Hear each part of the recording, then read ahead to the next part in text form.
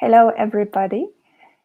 It's Friday, 12:30 European time, 6:30 Singapore time. Hello, Amber. Hello. Guys, Magda Connects is talking today to Amber Sawyer, a beautiful woman, wonderful friend, our sister. I have goosebumps when I say these words, and it's so true. Amber, thank you for your time. Thank you for joining today's interview. Many people know you. Maybe some people don't know you. Um, Let me say that you are embodied facilitator and you are a yoga teacher and you're a founder of the Embodied Woman Yoga Academy. You are midwife assistant, doula, mother, and wife. You're based in Singapore and originally you're from the US. Is there anything you would like to add to this long, long list? It is quite a long list. And first, I want to say I'm just so grateful to be here with you, Magda. It's really wonderful to share, and I'm honored to be in this space with you and to have this conversation. And I'm really grateful to be here. And I think you covered the list really well.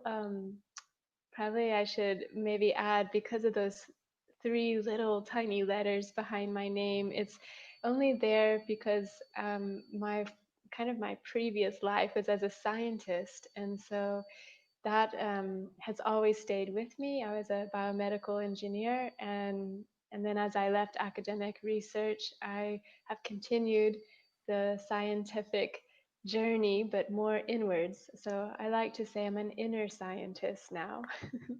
Sounds so great. And actually, we are so lucky with you today because the topic we will cover today is about embodiment. So, everything what is happening inside of us, and you are actually so much knowledgeable about it, and also as a scientist, and with your experience of yoga, Ayurveda, you are a perfect person to talk about it. And the topic will be also on empowerment and motherhood and pre and post natal yoga. So it's a very bright topic. And I hope that people who will be listening to us will take the best of the best from this, and it will be an eye opener for them. So, guys, happy you are with us.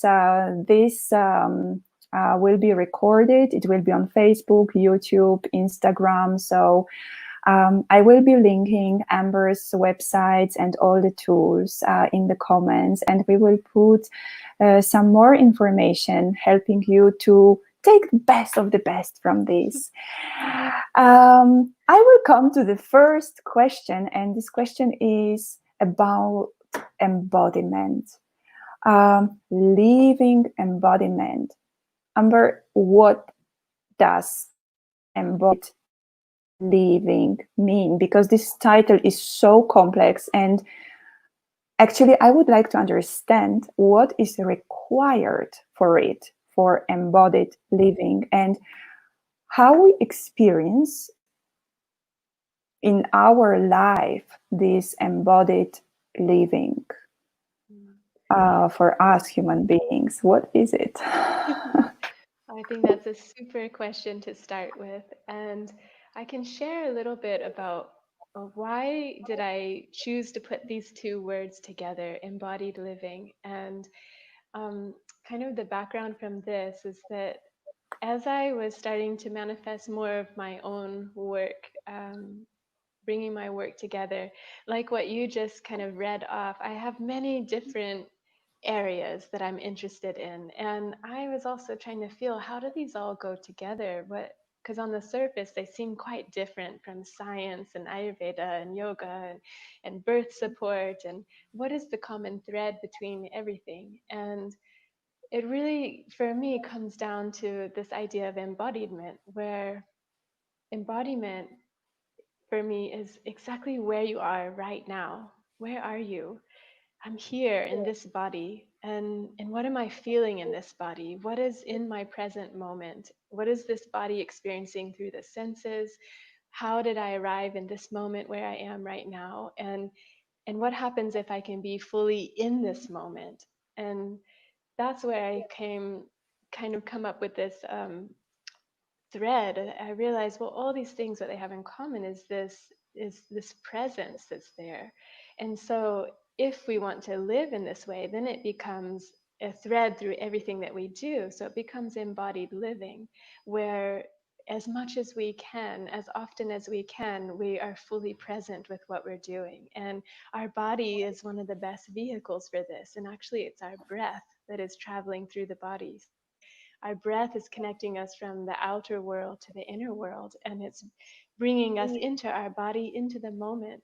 So the more that we can access that in whatever we're doing, whether it's yoga, whether it's our studies, our work, our artistry, whether it's how we're parenting, whether it's in the middle of labor, birthing a baby, to have this capacity to drop into the present moment and fully experience what is right in front of you and to meet it, it gives you such immense freedom, and gives you also what we'll talk about next is this empowerment. You have a choice in that moment of how you're going to respond to whatever's arising.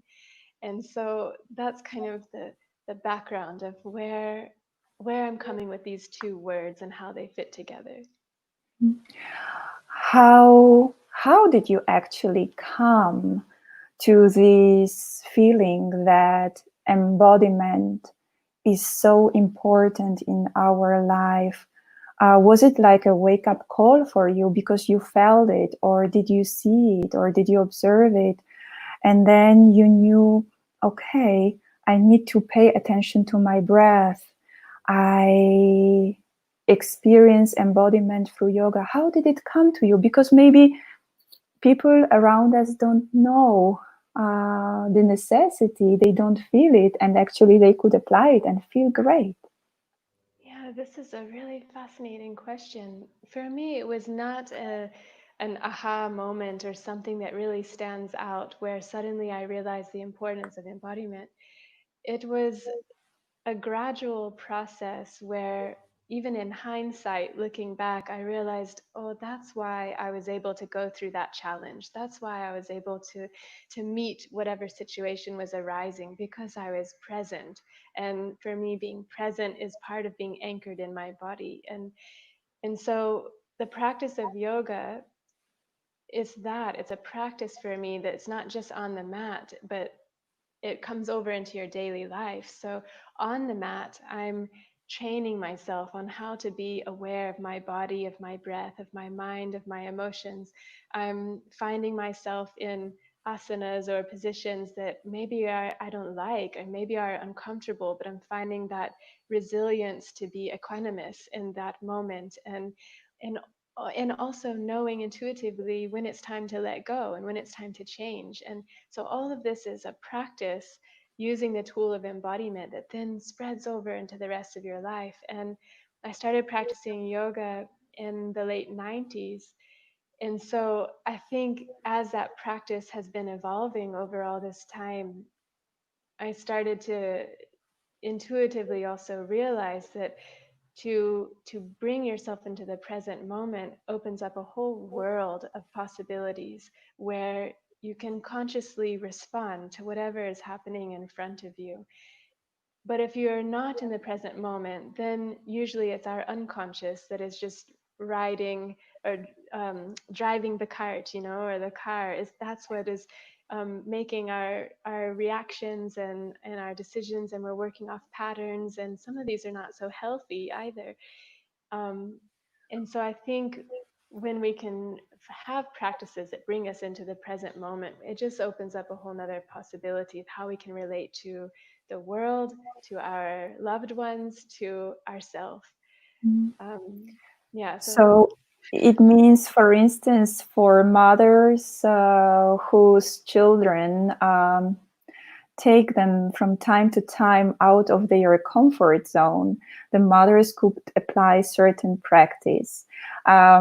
Men who are in the office and they need to achieve certain goals, numbers, and I'm not willing to separate men and women because we are all one, but I'm trying to give examples like, guys, if you know certain practices, like if you do yoga, if you meditate, and maybe you could provide some other practices like for a daily routine to be present, to be here and now, and to come back to the current moment, then we are, I think, in a better health and shape and energy. Yes.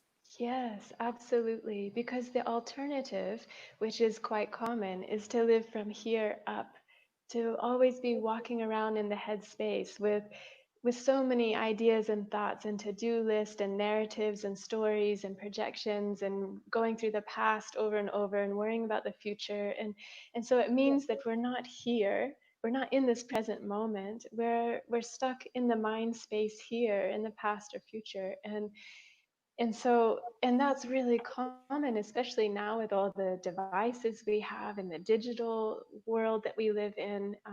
It's quite common. So anything we can do that can bring us into our body is has a huge impact. And you can arrive in your body in so many different ways. Yes, it could be a full practice of yoga. You know, I think this is what a lot of yoga practitioners Mhm. are doing and experiencing.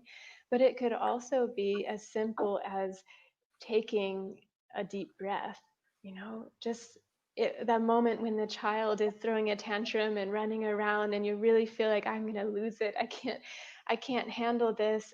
In that moment, if there's any way to remember to just take a deep breath and watch the breath, feel it go into your body, let it guide you like a friend. You're holding the hand of your breath and let it guide you into yourself. Let it take you from the head down into your body, and then feel, what do I feel in my body right now? Where am I holding the tension? Can I release that? Can I soften just a little bit?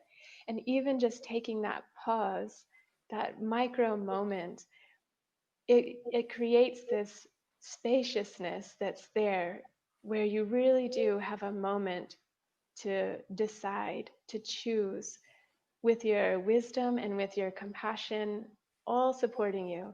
How am I going to respond to what's happening, to this child that is throwing a tantrum or having emotional breakdown, or to this argument that I'm in with my spouse, or to this deadline at work and my colleagues that are not supporting. Like, no matter what situation you're in, it applies to everyone. Just finding a way to access the present moment, and our breath and our body are such fascinating and wonderful tools for doing that. Very often we don't pay attention to the pain in our body. Very often people suffer from headaches or they have stomach ache, and they simply go over it, and they don't take time to pause and ask themselves, why do I have headache now? Maybe I didn't drink a lot, maybe I didn't sleep enough. And they take a pill, they take a tablet, and it's a quick solution for the problem they could actually solve intuitively if they were connected to their body. Is it like that, Amber? What is Yes, your view on this? I think sometimes, of course, I don't know what's happening for everyone in their situation and their pain level. And sometimes we do need to take some medicine to be able to bring us right back to baseline, to have the energy to deal with what's there. But but what I do know is that it's uncomfortable to meet our pain sensations. No, I think I could say nobody wants to do that. Like, who wants to go and meet their pain? But it's an essential practice, because pain is a sensation that is trying to tell us something. It's our body's way of trying to speak to us. So yes, that is a part of an embodiment practice, is being able to drop into the body to feel, okay, what's going on here? What sensation am I feeling? And how can I meet it? How can I lean into it? And again, the breath is a wonderful tool to visualize your breath reaching right to that pain, encountering it. Try to see it as something other than the label of pain. Try to identify it. What are the qualities? Where do I feel it? Is it burning? Is it tingling? Is it sharp? Is it in one location? If I'm meeting it, does it stay there or does it move somewhere else? Does it disappear if I focus on it long enough? There's many different ways that we can meet it. And I think that absolutely goes into the practice of embodiment is really it goes back to that very first thing I said. It's where are you right now? Where are you? What's happening for you right now? And how can I learn from what's happening? How can I evolve from what's happening? Yeah. Mhm. You have mentioned this word of empowerment before, and I would like to understand the connection about embodied living and empowerment. Is empowerment the step we take for embodied living, or how shall I understand it? Yeah, this I also love this question as well. I think you could relate to these two words in any way. Everyone has a individual relationship with these terminologies, but the way I was viewing it was that embodied living is, as I said before, really finding ways to be in the present. So using our breath, using our body, and coming out of the headspace, dropping into the now. And then when we are dropping into the now, that gives us, as we were talking about, that spaciousness to be able to respond with wisdom, with compassion to whatever situations arising, either external of us or internal in our own mind. And because of that spaciousness, now we have the freedom to make a choice. Now we can choose. And it's that choice that I feel is part of empowerment. And it's taking that step towards making that conscious choice. So maybe it has to do with having the choice itself and then taking steps towards that choice, putting it into action, our conscious action. Do we need to have trust in ourselves and in environment to take this step and take the action? Because many people, they live in fears, they are afraid to do the next step because they don't know what will happen. Yes, absolutely. And cultivating trust with our own self is also a practice as well. And, I think it's about, like, first, where is fear living? Well, usually fear is in the mind, and it's usually coming with some type of narrative. And so the moment that we can drop into the body and let the body be our compass and be our radar in a way, we start to come into the world of intuition, where if you really feel into your body in a certain situation, you can feel, what is the stomach doing? Is it constricted?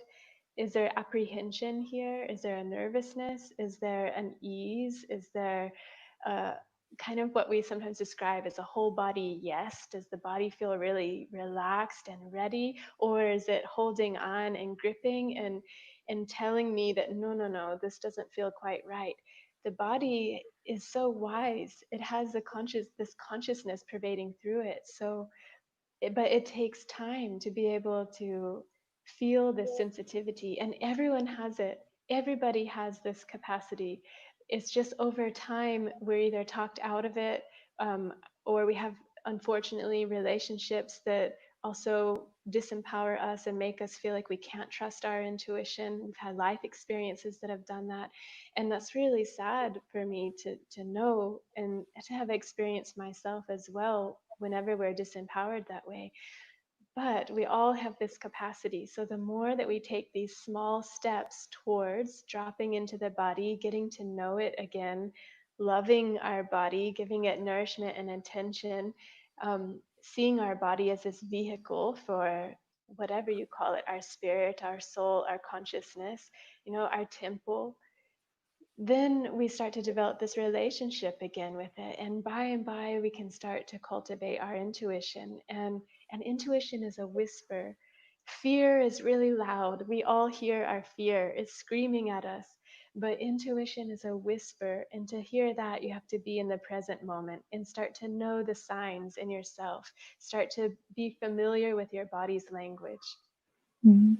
You know, sometimes I have this feeling, and this is what I hear from people who are on the mat. When they do yoga, when they do meditation, they feel this peace in all their body and in their mind, and something is whispering in them. And the moment they get off the mat and they run into a real life, something is changing and everything is shouting again in their head, and they feel again this pain. And you said in the beginning that you try to take your life from the mat, or this experience from the mat into your real life. So I think if we want to continue listening this whisper inside, we need to be able to do this. And I ask myself, how can we practice it? How can it happen? Is there any way, practical way? Yeah, I think, I think first is to be easy with ourselves. Yeah, and to know that this world, it is chaotic. It is a big storm that's out there, and it's completely okay to. And actually, I think I'm turning blue right now. It's like am I? I think I've turned into Yes, a you do. storm. Are we So going stay to with the lose you? storm. Oh Please stay no. with us. It's maybe the I'm, ocean, the storm, of yes, life. I think I've entered the storm. But I will stay in it and keep talking. So Please, please. In the yeah, worst I case, I rescue you. yeah, I think so. First is being easy with ourselves, knowing that this is why for yoga, for meditation, which meditation is actually part of yoga, but that's why we call it practice, because we're practicing our mat or our meditation cushion or our little cozy corner in our room or our house, our studio, wherever it is. That's our safe space to start to practice, to make the seeds of our practice, and to cultivate it and to nourish it. And taking that off of the mat or off the meditation cushion, it's a big step, and it takes a lot of courage also, and a lot of acceptance. And so yes, it's absolutely transferable, but I would say it has to be, we be realistic about it. It's in small steps, small doses. So as an example, on the yoga mat or even on the meditation cushion, you have a structured practice, whether it's, I don't know if it's 10 minutes or it's 1 hour, whatever you're doing there, it's structured and you're practicing. Maybe you're practicing noticing the breath and noticing sensations in your body.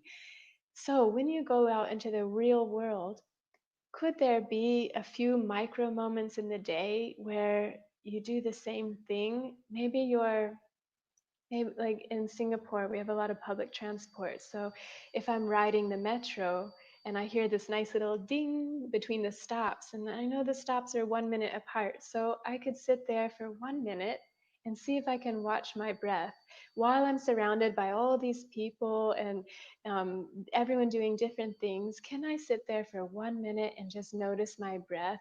While all this is happening, I'm not blacking it out. It's part of my peripheral awareness, but could I also have my attention on my breath for 1 minute? Or or even smaller micro moments. For example, let's say you have a little baby and you're changing the diaper many times throughout the day. Well, what if you decide for the next day that every time you change a diaper, right before you start, you're going to notice one breath. You just notice one breath. That's it. And then you go and change the diaper. And you do that all throughout the day. Every time you change your diapers, probably many times, especially for little babies. And you're just going to notice your breath. And you can do this with anything. You could stack that habit to anything that you're doing to make it easy. Or maybe every time you take your shoes off, you're going to first notice your breath. Okay? Mm.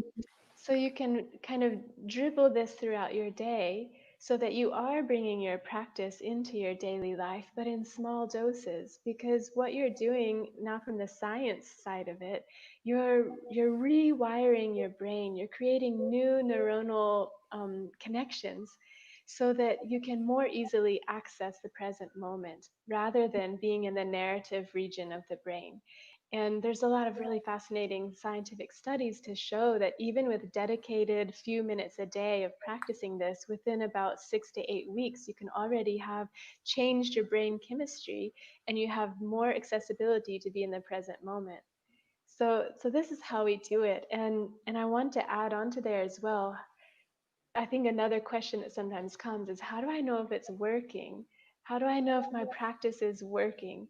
And I love to talk about that with people too, because sometimes you have to look at what your goals are in order to know if you can see progress. Because if your goal is to be enlightened, well, how are you going to measure that?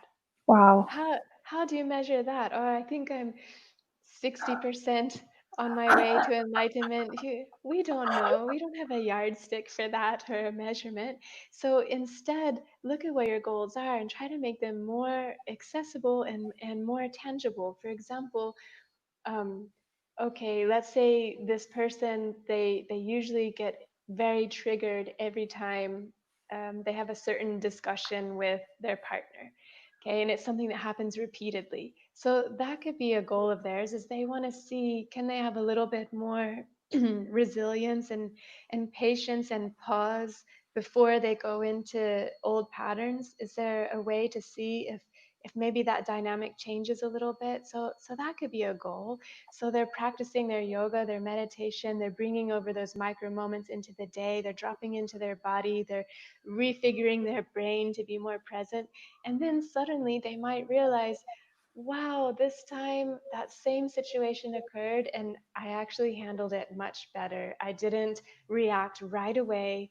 I paused, I took a deep breath, and I chose to respond in a different way this time. And that's how you see that your practice is working. This is so beautiful what you say. And I hope people who listen to us or will hear us will apply this practice into their daily routine, because by doing this, they can change their life. And this is so important to be aware of it. Yes, Thank you, and Amber. you're welcome. And also, we can apply the same thing even when we mess up, even when we do get pulled into the big storm, which I notice I'm still blue. but, but You are, but you are with us. This is most important. and so even if you mess up, you can still apply this like right after the fact or whenever it comes to you and you realize to take a breath, feel into your body. What does your body feel right now? What just happened? Oh, I feel really heavy. I feel constricted in my chest. This didn't feel good, this argument that I had. And what happened? What was the trigger? Did I notice anything in my body that maybe it just didn't catch my attention at the time, but now I realized that, oh yeah, I started like trembling a bit, or I started getting really hot, or you can use it retrospectively too, just creating more awareness, more awareness, more awareness, more awareness, and then things start to become clearer. And I think it's also about taking a little bit of time in the time when we have no time. Because if we take time to feel our body, it will help us now and in the future rather than when we ignore it completely. Because it's also about taking time. Yes, many people say they have no time for it. Yeah, this is very true. We live such busy lives, and um, yeah, I think we Yeah. all can relate to that. Like, oh, one more practice to do, one more thing to add to my list, and I would like to plant a seed that hopefully doesn't have to add to your overwhelm. That that there can be time to notice one breath and make that time, because when you do, it can have a profound impact on how you're relating to yourself, to your loved ones, and to the world around you.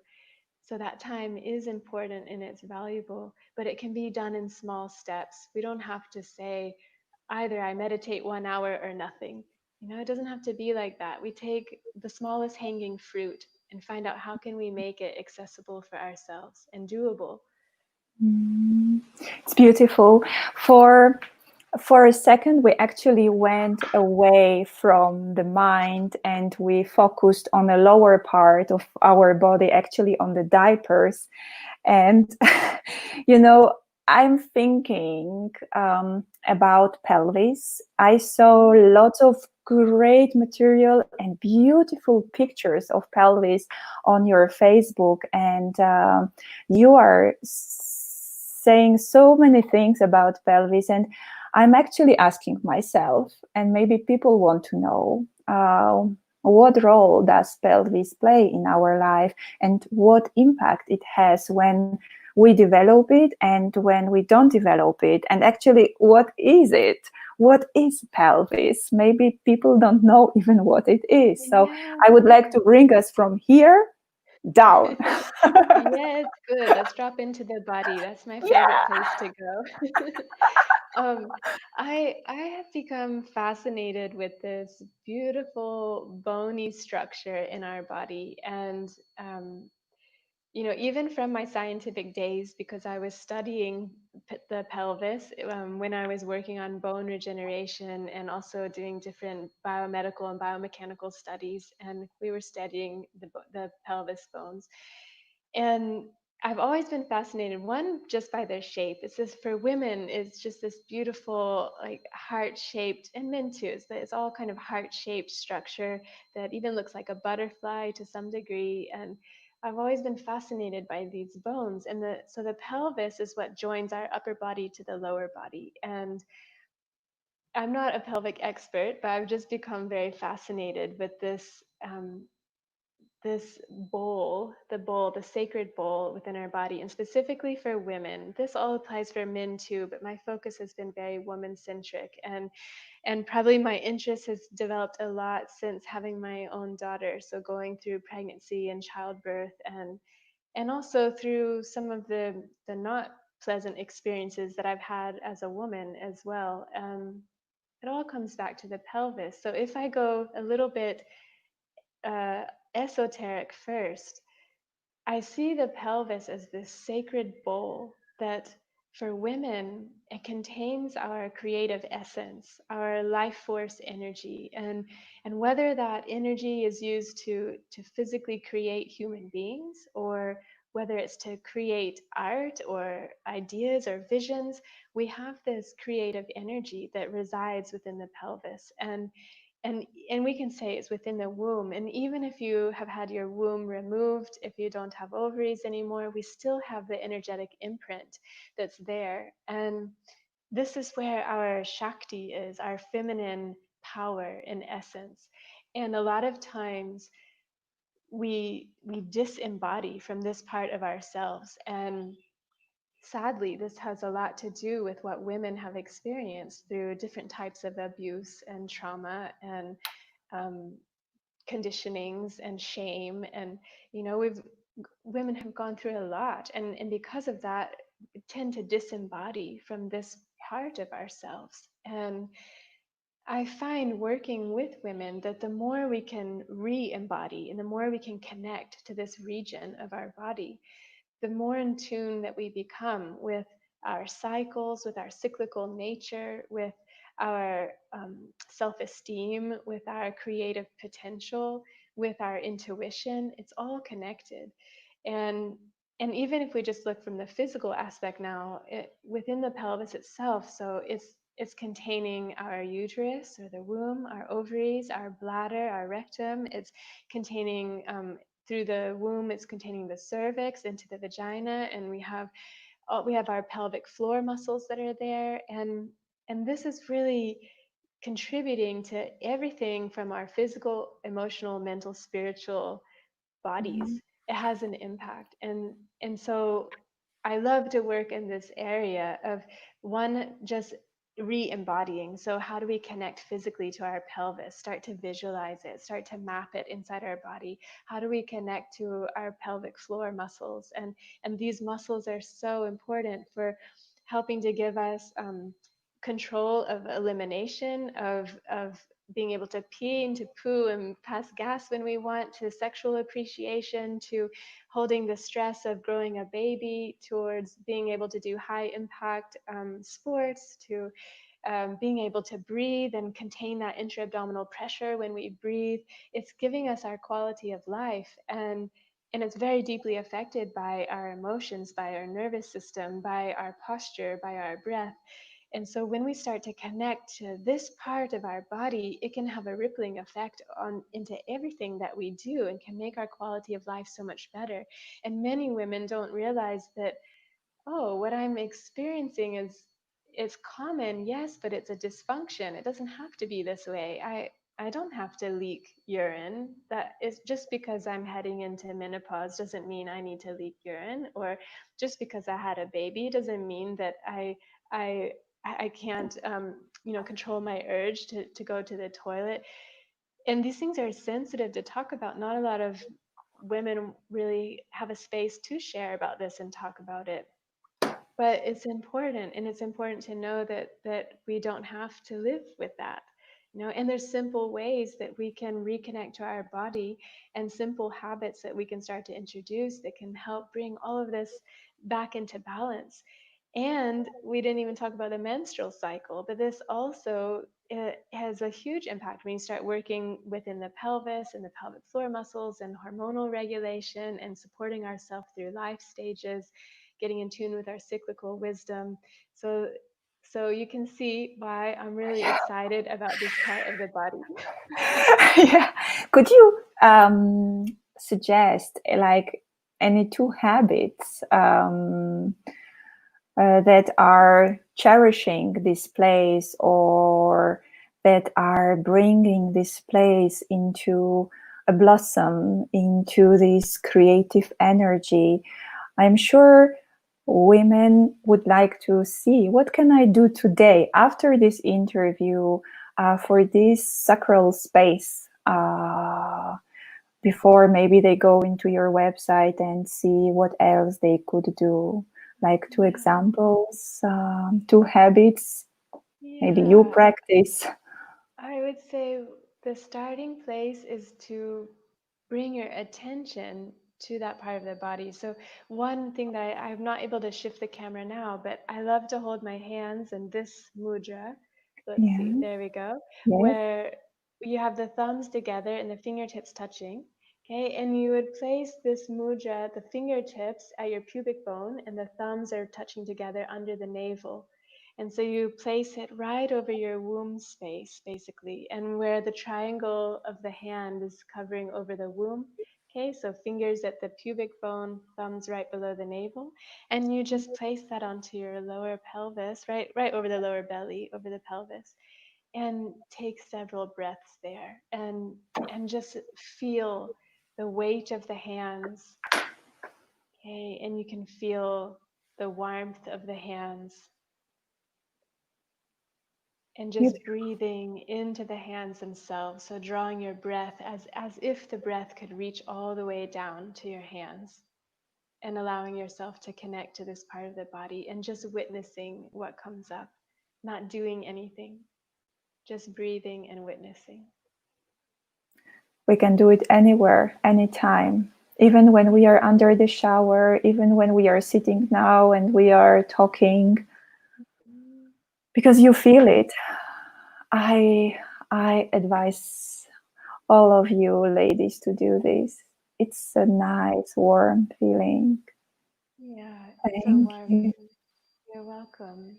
And at the same time, you also work with yoga to develop your pelvis. Yes, there are certain asanas. Yeah, there's so many wonderful asanas or postures that are fabulous for bringing circulation to the pelvis. And this can be really helpful, especially for ladies that have difficult menstrual cycles or hormonal imbalances that they're experiencing. So getting to know these yoga positions that can help bring circulation to the pelvis, um, it can help normalize some of those experiences, or I should say, balance some of the experiences that you're having. and and I use yoga because it's my path that I'm familiar with. It has the vocabulary of the body that I'm familiar with. I'm sure there's many other ways as well to support your pelvic health, but I love to work with yoga, and I find that through yoga, and I mean all of yoga, not just physical postures, but through meditation, through visualization, through breath work, through this in innate body awareness, and even through the limbs of yoga, even through the ethics of it, and through the yamas and niyamas, you can apply all of this to how you're connecting to your body and to your energy.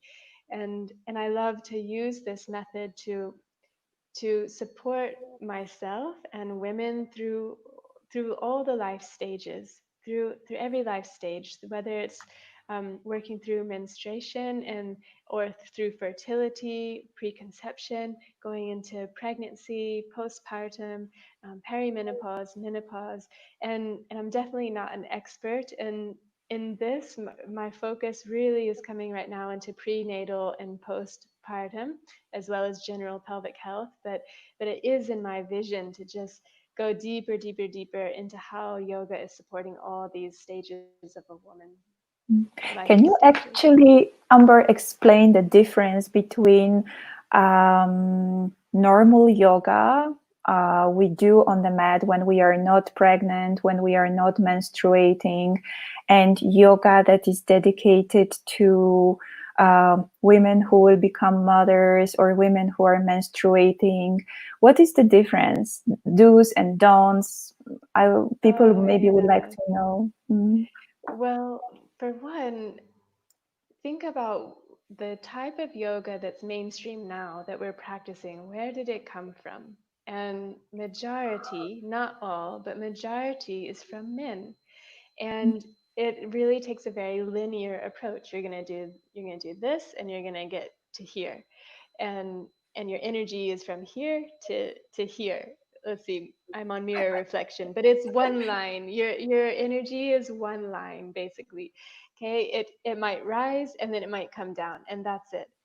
But for women, we are cyclical in nature. Yeah, we're cyclical. We go up and down according to our moon cycle, to our hormones and what they're doing. And so our practice should actually be applied quite differently to be able to flow with the energy that we have. Sometimes we're really extrovert and we have a lot of energy. Usually this is coming, if you're in a menstrual cycle, usually this is coming as you're leading up into ovulation. And then after you pass through ovulation, the energy starts to descend, and we're coming back more into this really yin space of going inward and being more introspective. And so our energy is definitely changing. And we have that through the life stages as well. We have a very different need during preconception, during our menstruation, during pregnancy, during postpartum, even going into menopause. Our needs are very different, and they're always changing. Whereas the type of yoga we practice today is pretty fixed. It's pretty static, and um, I don't mean static. I don't mean static in that it doesn't move. It's really dynamic, but I mean it's very linear. Okay, and it was designed by men, pretty much. It was designed for men, and so I like to just start to first reframe what it is that we're practicing and why. When you get on the mat, why are you practicing what you do? Is it Yeah. because it's a sequence that was given to you and someone told you to just do it? And then how does it feel? Do you want to be doing it? Is your body like doing it? Okay, if your body likes it and it feels good in the moment, then yes, maybe it's right now. But if it doesn't feel good, if your body is asking you for something else, then can we do something else? Maybe we need to rest more, or maybe we need to have pauses in between your practice, or maybe you need to work on a different part of the body, or maybe it needs to be yoga nidra and lying down and resting. Where are you in your cycle as well? And are you staying in sync your actions and what you're feeling in your body. And to know that requires embodiment. We have to drop into the body and see, what do I really need right now? Where am I right now? What are my needs? And then how can I support that? And so to practice this form of yoga, I feel is very different from just practicing a non-woman centric practice. Mm. Okay. And I'm not saying we can't do that. We can, but we have to have the right energy and the right moment for it and know when we need something different and that it's okay.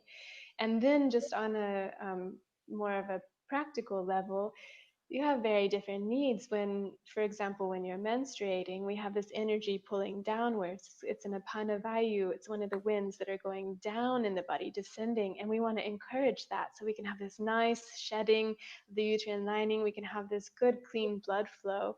And so it's not really the time for inversions and doing a strenuous practice. We want to ground and bring the energy down. And then at other times of the cycle, we want to raise the energy up. And so knowing how to adjust your practice to support that process is important. And same with pregnancy. Um, and in pregnancy, there's poses that can be very contraindicated. So the main things you want to look out for is first watching your energy levels, making sure you can breathe well, and making sure there's space for baby. That's kind of the main guidelines. It's a great time to cultivate intuition to know, is this asana, does it feel okay for me right now or not? Should I not be doing it? And then things to look out for, anything that's like deeply stretching the abdominals, deep back bends, deep twists, the cutting off circulation to baby. So all these practices you want to start to think about, just for the safety of you and baby. But a lot of it comes back to intuition again. You will know what is right if you're in your body. You will know. It's also good to have some guidance if you need that. And then for postpartum as well, it's again, knowing how to gently ease back into your practice, knowing what your body is ready for, restoring your core in a safe way that is appropriate for the postpartum body. Also, working with pelvic floor balancing and this deep core stabilization, re embodying yourself. Because a lot of times after birth, it might sound Yeah. strange, but many women disembody after birth because of their birth experience usually. So we gotta bring bring her back into her body as it is now, as it's reconfiguring, And so we can apply the same as well to perimenopause and menopause too. And I was reading on your website that it's never too late to start this process. And even if you gave birth some years ago, you can go into this practice, and with some guidance, you can restore your energy and power. Um, Yes, this is, absolutely. Once postpartum, always postpartum. I remember after I gave birth to my daughter, I remember asking, how long is the postpartum phase? When will I be out of this? And then it dawned on me that I never will be out of it. I'm always a mother. I'm always a mother. And so postpartum is, we will always be postpartum. But um, and yes, I want to say you can come to these practices anytime. And a great example is my mother started coming to my postpartum class once she came to visit Singapore, and she started taking some of the postpartum yoga. And at that time, she was 40 years postpartum. And she discovered in our sessions that she had a separation of the abdominal muscles, and so we gave her some different exercises to do, and she went back to the US, and over several months she was practicing in this way, and she started to close the separation and restore some functionality to her core.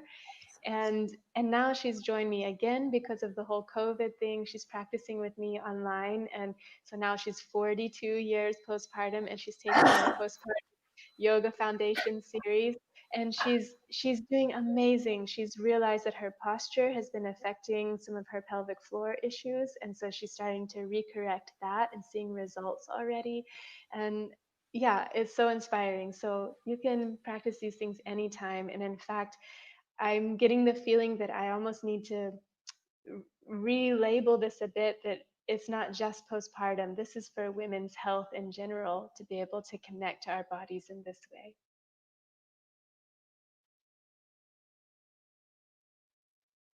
I don't know. Now we are back. Sorry, guys, for this. And actually, this brings us to the end of the interview. And I'm thinking now, I hope, as your mom got inspired by you, I hope that many people who were listening or are listening still to us are going to be inspired to rethink the process of embodiment, empowerment. Um, Already, when I read through your website, I find for myself lots of empowering tools. And you're based in Singapore, so for guys based in Asia, it's not a problem to use your online classes, but you have also recordings for those who are in Europe. And you are very clear and you're really like so genuine, and it's yummy to do yoga with you. I would say. And I would suggest to anybody to look into your website, because you can get so rich, and you can have so much of joy, and you embody, indulge yourself. This is my feeling. Yes. Yes, absolutely. Oh, thank you, Magda. Your words are so kind, and it's a true joy to talk with you and share with you here. Same here. Same here, Amber. I'm going to close this call now, but my heart is right now like, wow, I don't want to do this. So I hope we can talk again in the nearest future. And I wish you a wonderful evening with peace and love. And thank you so much for your time. And Thank you. Thank you. I It's also been such a joy. and also to you all, guys, thank you so much for joining us. If you have any questions, put your questions to the comments on Facebook, on YouTube, Instagram, and we will be putting some more information, maybe with books, with material you could dig into. Yes, so it's only the beginning. Yes, in small steps at a time. That's all we have to Yeah, do. true. Thank you, All Amber. right. Thank Thank you. you. Bye. Bye Take bye. care. Bye bye. Bye bye.